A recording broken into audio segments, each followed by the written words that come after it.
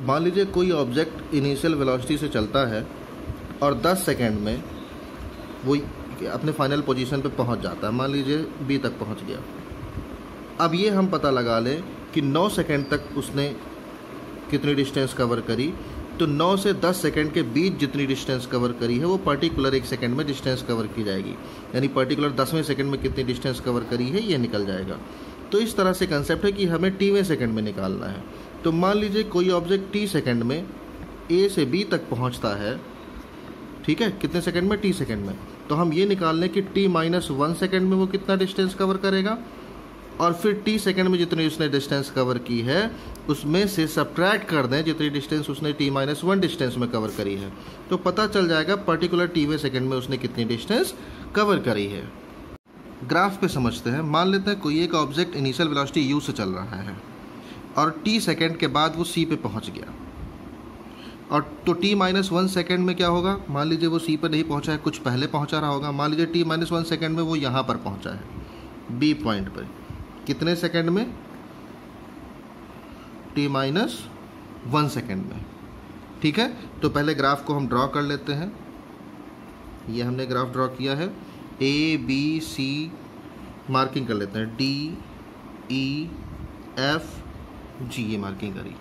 तो T second में जो डिस्टेंस कवर करी है वो ये पूरा है, यहाँ तक कितनी डिस्टेंस कवर की है? सी तक, ए से सी तक। तो ये जो पूरा एरिया बनेगा A B C D E F यहाँ तक ओ तक, ये पूरा एरिया जो बनेगा, ये पूरा डिस्टेंस हम निकालने के लिए यूज़ करेंगे, पूरा एरिया यूज़ करेंगे।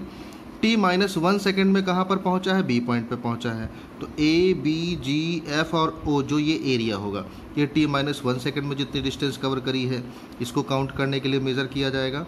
तो हमें निकालना है कि टीवें सेकंड में, यानी t-1 सेकंड के बाद टीवें सेकंड में कितनी डिस्टेंस कवर करी है, यानी यहाँ से यहाँ तक। तो ये एरिया हमें मेज़र करना है, कितना? B C D E F, ये पूरा एरिया मेज़र करना है, ठीक है। तो ये एरिया ये एरिया क्या है? ट्रेपेजियम है, मेज़र करते हैं।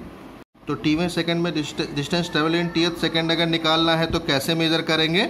ये ट्रेपेजियम है, तो ट्रेपेजियम का एरिया क्या होता है? Half into sum of parallel side. Parallel side कौन कौन सी हैं? B F and C E आपकी पैरेलल साइड है, into distance between parallel side. इन दोनों पैरेलल साइड के बीच की डिस्टेंस क्या है? बी डी है। बी डी अगर हम मेज़र करें तो वो ई एफ के इक्वल है, ठीक है। वैल्यू पुट करते हैं, half into sum of parallel side B F को एज इट इज़ लिखेंगे। सी ई को ब्रेक कर सकते हैं दो पार्ट में, सी डी और डी ई में। किस में? सी डी और डी ई में हमने ब्रेक कर लिया। इंटू बी डी को लिख सकते हैं ई एफ, और ई एफ क्या होगा? टोटल टी में से t-1 हटा देंगे। टोटल टी में से कितना माइनस करेंगे? t-1। तो हमारा बी डी यानी ई एफ आ जाएगा जो डिस्टेंस है। टोटल टी में से t-1 हटा देंगे तो ये डिस्टेंस आ जाएगी। सॉल्व करते हैं, half into B F plus D E. देखिए डी ई उतना ही है जितना बी एफ है, तो डी ई को भी हम क्या लिखेंगे? बी एफ लिखेंगे। बस सी डी देख लेते हैं, सी डी ये पोर्शन है, ठीक है। तो सी डी को हमने एज इट इज़ नोट कर लिया। तो यहाँ t माइनस टी कैंसिल हो जाएगा, माइनस माइनस +1 आ जाएगा। +1 से मल्टीप्लाई करेंगे यही रह जाएगा, बी एफ ऐड होकर 2bf। हाफ से मल्टीप्लाई करेंगे 2 कैंसिल हो जाएगा, बी एफ बचेगा। हाफ से इसमें मल्टीप्लाई करेंगे half C D. B F को ब्रेक कर लेते हैं, बी एफ ब्रेक होगा आपका बी जी और एफ जी में। तो किस में ब्रेक किया? एफ जी और बी जी में, प्लस हाफ सी डी लिखा हुआ है, ठीक है। यहाँ तक जब वैल्यू हमारे पास आ जाए तो अब हम सोल्यूशन खोजते हैं और वैल्यूज़ निकालते हैं। देखिएगा ये जो एफ जी है ये एक्चुअली यू है आपका, ठीक है। ये वेलोसिटी यू है, यहाँ पर हम वेलोसिटी मेज़र कर रहे हैं। तो एफ जी की जगह पे हम यू पुट कर देंगे। कितना पुट करेंगे? यू पुट करेंगे। और क्या क्या मेज़र करना है? अब हमें बी जी मेज़र करना है और हाफ सी डी मेज़र करना है।